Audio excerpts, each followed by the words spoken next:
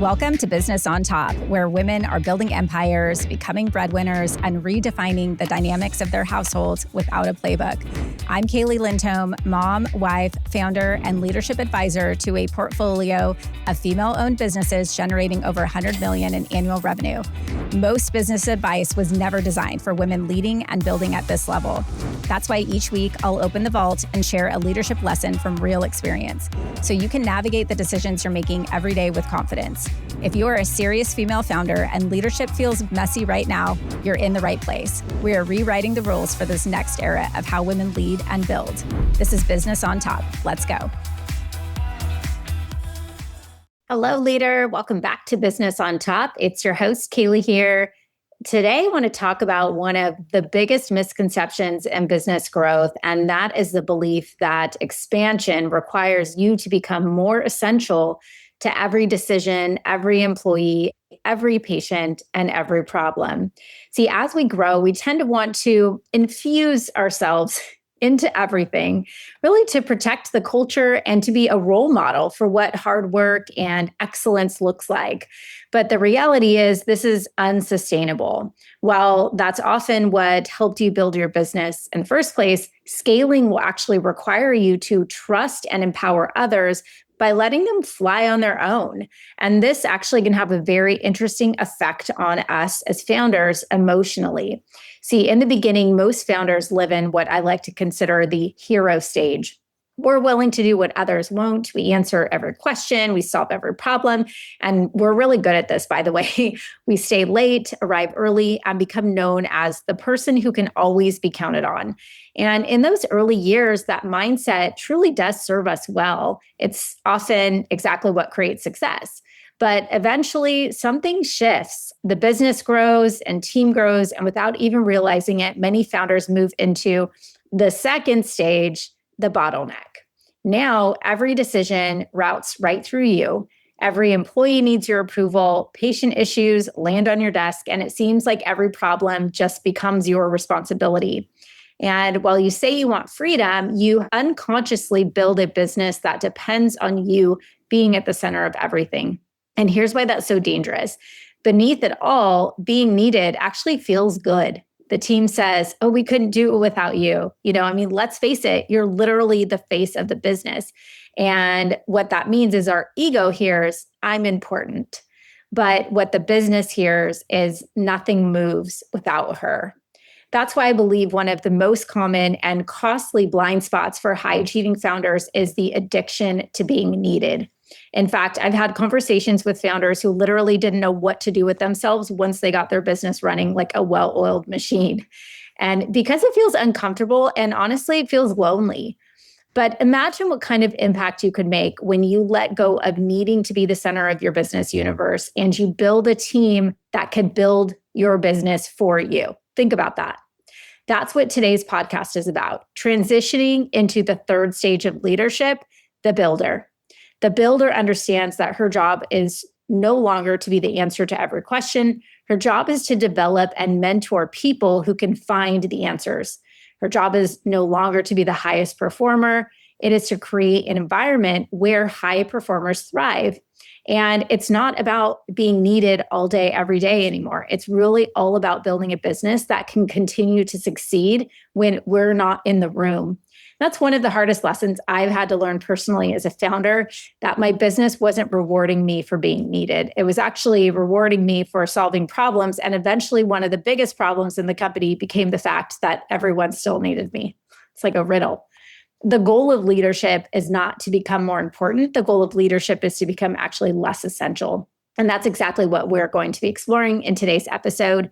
You're going to hear part 2 of my live panel conversation from our Alt experience, featuring 3 incredible business owners, Shannon Morrow, Jill Keynes, and Dr. Jill Goodman.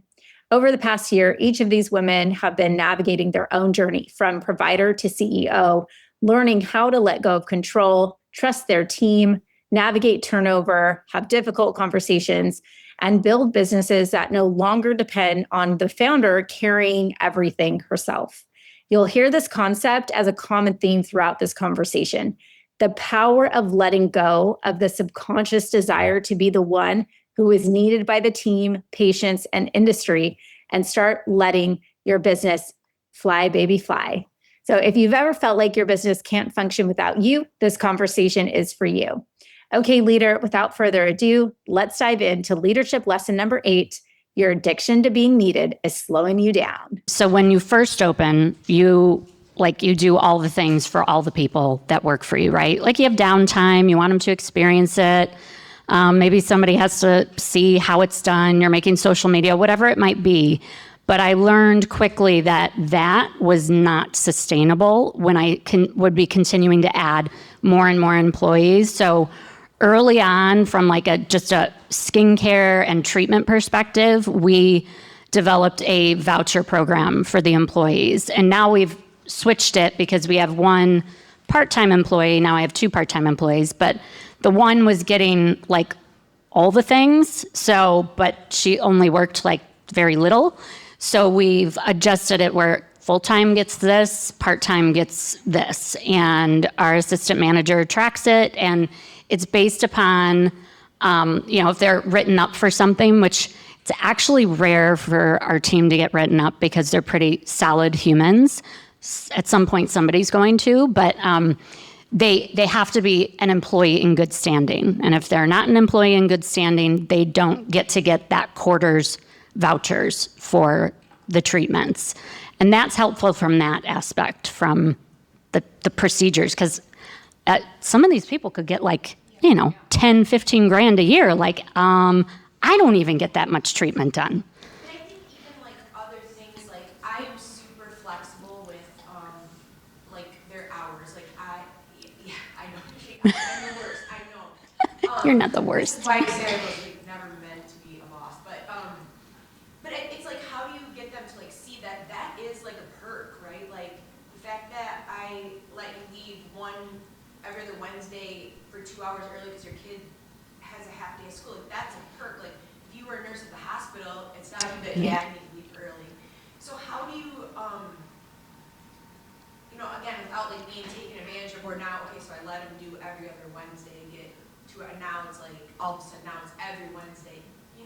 Mm-hmm. So more so than, but I agree with the services. I probably challenge that too. I would say this goes back to what I was speaking to earlier about avoiding confrontation. I think that when you allow things like that to happen, you go home and you don't like your employees, and then you avoid, and then you don't even want to go into work because you're I don't even like this person. They're totally taking advantage of me. What's happening? And that's where I think, have to just hit confrontation head on. I just call staff meetings left and right. If something's bothering me, if I hear my staff is grumbling in the background, talking about pricing changes or whatever, I just call a staff meeting. I call a staff meeting and I'm fully transparent. And I walk my staff through why I need them for X, Y, or Z, why I need you here from 9 to 5, even if you don't have a patient from 3 to 5. This is why I need you here from 3 to 5. This is why it's important for the business. The business won't survive if you continue to do that. And then I'll say, have a conversation with me privately if you don't think this pertains to you, or if you want something different to come out of this, because we need to talk about negotiating your hours or putting you part-time or whatever it might be. Yeah, I'll add to a great habit to get into is to stop referencing conversations with your team members about I need this, I feel that, I have done this, this is the company, right? And you're the custodian that is protecting the health of the company. And truthfully, systems, Heidi, create way more freedom. And having policies in place is so much easier for you because you can be fun Heidi and be policy, right? And it's that's on me, that's the policy, And yeah, you're not always, if you want to own a business and be a boss, you're going to have to agree, have those conversations. But probably what's most likely happening is if I was to ask you of those specific situations, there probably isn't a policy in place that explains what hours need to be worked, why, the flexibility. That is a vague thing. And so, and the other part of it is incentive-based compensation, where all those perks and bonuses and the things that you're giving One, they're included in a compensation package that is visible to the employee. That's an expense on behalf of the company. So that's part of the compensation package, and or some of those other perks and the fun things happen when the company hits milestone goals.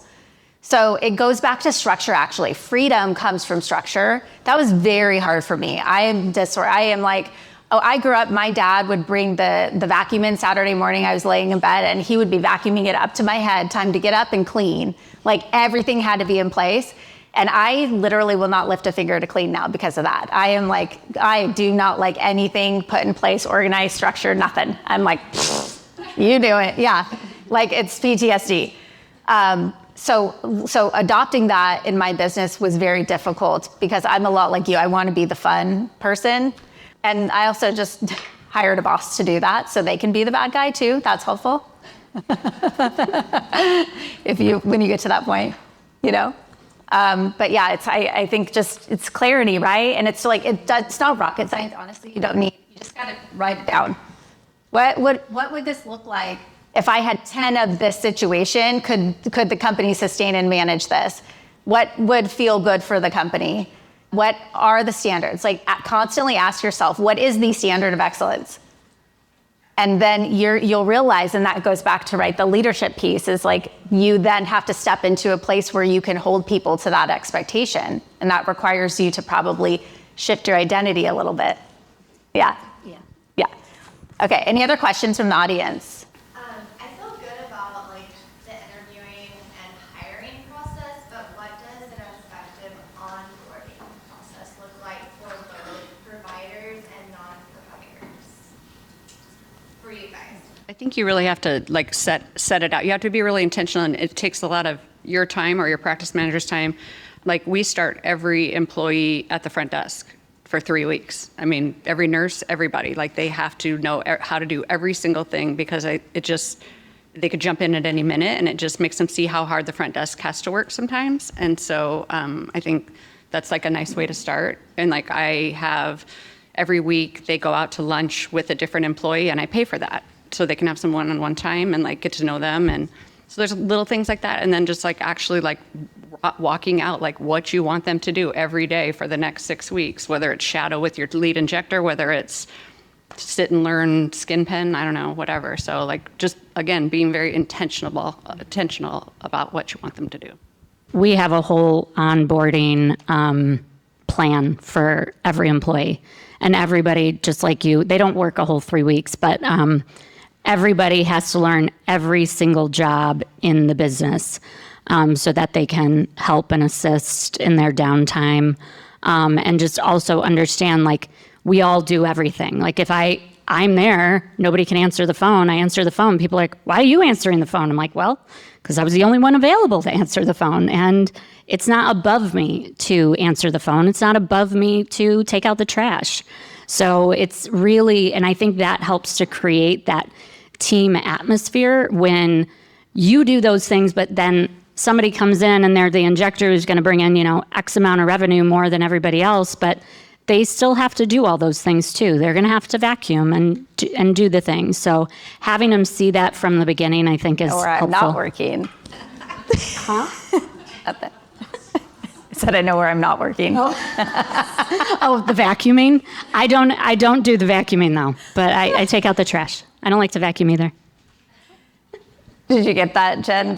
Will you get the trash can on the onboarding, trash bag in the trash can? I have a cleaning company. I don't think my girls do that. But yes, I got it. I'm thinking on you. Okay, other questions for the panel? Realistically, like, how many days a week are you in clinic still? And if you have multiple locations, how much time are you spending at those locations? Before last year, I was injecting 5 days a week, and now I inject 1 day a week. I see patients on Tuesdays, and that was a massive leap for me. But again, I feel like now my team fully supports that, and they were looking for that from me. I went through a process where I brought my other injectors in with my patients so that I could help onboard them to other providers in the office. So it took some time to get patients off my schedule. But it had freed up so much of my time to be able to work on all of the CEO things that I've been able to build over the past year. I see patients 2 days a week, and then, but I'm also not, I don't go in the office on Tuesdays. Like, I get a massage on Tuesdays, and I work out on Tuesdays. But like, that's just, I think it's really good for you to not actually be there some days, because they have to problem solve.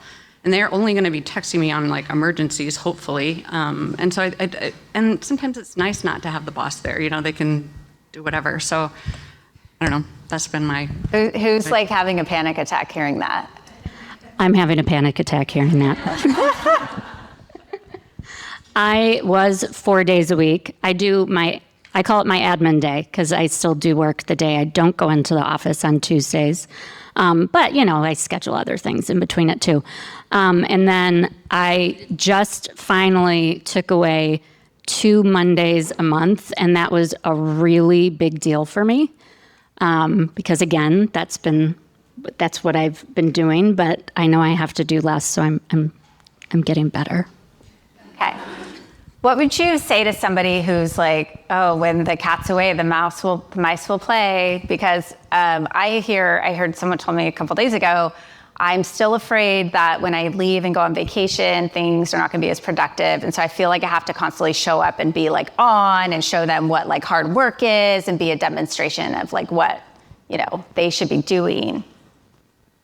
You should have done that ahead of time. Like, that's the goal, right? Like, teach them, let them grow, and then put them on a incentive. Like, if you work harder, you're going to make more money. So they want to work hard when you're not there. So they know what their job is. Right. Yeah. Okay. I would speak to that as well and just say that I used to always think that I needed to be the hardest working person in my practice. I needed to be the busiest. And now, taking those other 4 days, my entire job is to make sure that everyone else, I'm elevating everyone else. I'm trying to get everyone else in my office to think like a leader. And that's kept me very occupied. I think also, like, as an employee, it's so empowering when your boss gives you the autonomy to do the very job that they hired you to do. So when they do go away and you can sort of prove yourself, if you hired correctly, it's not going to be chaos. And I think that's why we speak so much to the hiring and onboarding process. To Jen's point, that's something that we teach extensively in the academy. Like, we give you onboarding structure so that they know exactly what their job is. You also have a hiring process. You hire to your mission, vision, values. So you know you're hiring someone who's very much so aligned with the company's vision and values. So when you do go away, if you did hire and set them up for success, I think it's like a really empowering moment for your employee. Like, and I can speak to that as an employee. Like, if Kaeli's not like breathing down my throat, I'm like, that's a really good thing. Like, she's not that kind of boss. She hires employees that she knows are going to do like a great job and are passionate about what they do. It took me 10 years. But I'm just saying, like, as the employee, I can say, like, it feels, it's not like, oh, I'm going to go mess around, but it's, hey, I'm just going to do my job, and I have autonomy, and that gives me even more confidence as an employee to get to the next level. So I think, you know, there's a process that goes into it, but when you do it correctly, it's like a beautiful thing when you guys are Like, nobody's working for the boss. Like, we're working for a mission. Like, it's very much company centric. Like, there is a mission. Like, the company is on a mission, and they know the vision and the goals of where the company is going, and they're a part of that. So it goes back to less conversation. Like, how sustainable is that if literally you have employees that aren't going to work hard if you're not there working hard? Like, you will die. I mean, oh my gosh, can you imagine? So it's back again to clear expectations. And I do think, like, it just has to be said, you got to hire people who are hungry. You know, like the entitled, I expect this and I've done that and I've had that. I mean, that's Meg's, you know, and Jill's point of like paying somebody, they're going to work for it. And you want to know, like, when times are hard, are they going to go to war with you? Like, are they going to be there too? I'm sorry, going in and out, but this way. But are they going to be able to show up when things aren't cush, you know? Yes. When you hire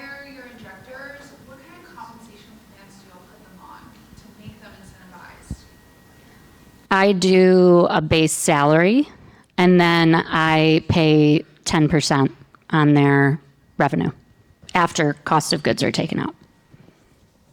We had an academy, like we were talking about that, and it was interesting. I would Everybody's love to different. like take all of them and see, like, I actually took like yours, I took mine, I took another one, I know. I did. And I was like, okay, if I paid like Meg, actually, I'd be paying the same. Because I started out, never had commission, so my people all have a high hourly rate. So I make them make 5 times what I pay them before they get into the commission bucket because of that high rate. But you could do kind of like that, a lower rate, higher. But the commission is the key. I think that's just it. Like you don't, maybe all commission is harsh, but they want to make money too. You want to make money, they want to make money. So empower them to be able to do so. And that's going to make your business grow. That was always how I was paid as a PA working for other people. And I'm like, I never once asked for a raise. I just thought, no, I work more, I see more patients, I make more money. It's just a simple math equation. And I think if you explain that to them, and I'm transparent with my employees with their numbers, I show them what they are every single month. They have their KPIs to meet. If they don't meet it, we don't like, oh, you did a bad job. It's not that. It's like, okay, well, what can we do to help you get to that step?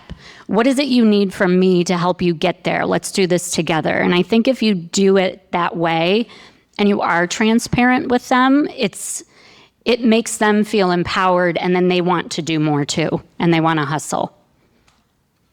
We do the same thing. We pay a low hourly, and then we also have a commission structure. So week to week, we pay the providers either their full hourly or full commission based on what kind of revenue they brought in. So, and I'll just play devil's advocate. So these happen to be 3, right? I definitely believe in incentive-based compensation. I don't necessarily think a commission always has to be paid. I think that going back to like you can bonus on other things that create impact for your company as well. If it's patient satisfaction, or even if you look at your non-revenue producing employees, they play a big part in the success of the company as well. So how are you measuring your reviews or your conversions from your phone consultations? How about your any kind of a result in your company, right? So, and I also believe in some teams do well with big party at the end of this when we hit this goal, or this bonus or this incentive, so it doesn't have to necessarily be that. And I think it's just important to not, to this point, if everybody does it differently, you need to know what's best for you and what you believe in. But there are also really great employees that people have that are like, I don't want to be paid a commission, but I'm all in, and this is what motivates me. This is my love language.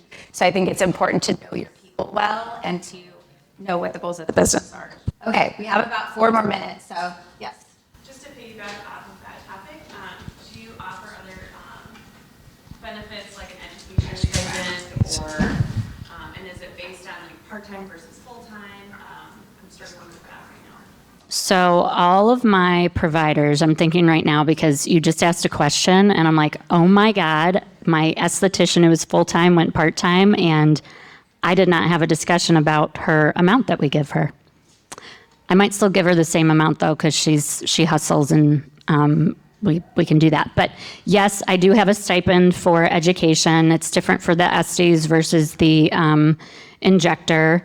I have 401k, and I match that to a percentage. And they also have a dedicated financial advisor, not like you just call this 800 number. They actually get a designated team of financial advisors that are really great. And that's just through a personal contact that I have. They get, paid time off. Everybody gets about 3 weeks. Yeah, everybody gets 3 weeks. Plus we have most of the holidays. I think it's 7 days worth of holidays. And I feel like they get their vouchers. So that's all part of the compensation plan. So that goes on their offer letter when we give them an offer for their position. Vouchers For services and for skincare. Yeah. Yeah. We offer health insurance. And then I also just had my employees start logging their treatments into Monday.com, because as we continue to bring on more employees, I am going to make that part of their compensation package, because I don't think employees realize how much value is in the treatments that they're getting. So I just had a conversation with them the other day. I'm like, I don't care if you're getting a dermaplane, you're putting a mask on your face, whatever it is, like log it, because I'm going to add those numbers up and make that part of the compensation plan as well. What was that? Monday.com. I think that's really important. Like, they have to log every procedure that they get, even if it's free, and then I total up like a retail value at the end of the year, and like, you know, they're getting $30,000-$40,000 worth of treatments, you know, and so I think that's important that they know that, like, as to your, like, you know, am I feeling getting taken advantage of? And I think you can do it a little differently, like your 2-day-a-weekers, like maybe they don't get as much as the full-timers. I think that's only fair for the team to know that. But probably like the number one, my accountant hat speaking, is to get your 401k going and get your profit sharing, because that's going to give you guys an extra $75,000 a year to put away, and then you don't have to profit share nearly as much for the employee side, but it's a really nice benefit for you. So, Yeah. We also have all of our employees, when they get a procedure done, they have to do a testimonial on it as well. So they're giving us information so we can put it out there on social media and we videotape it. They have to show their before and afters, like that's a given. They sign the consent, of course, but they all know you're not going to let us show your photos. You don't get to get a treatment done, beginning and end. When first starting out, you have employees and their books are not full, and you have, let's say, a 2-hour gap between patients. What do you do for downtime? How do you wrap your head around paying somebody hourly when there's no one technically on their schedule? Just like any tidbits around, it's more like the mental piece of it, I feel like, for me at least.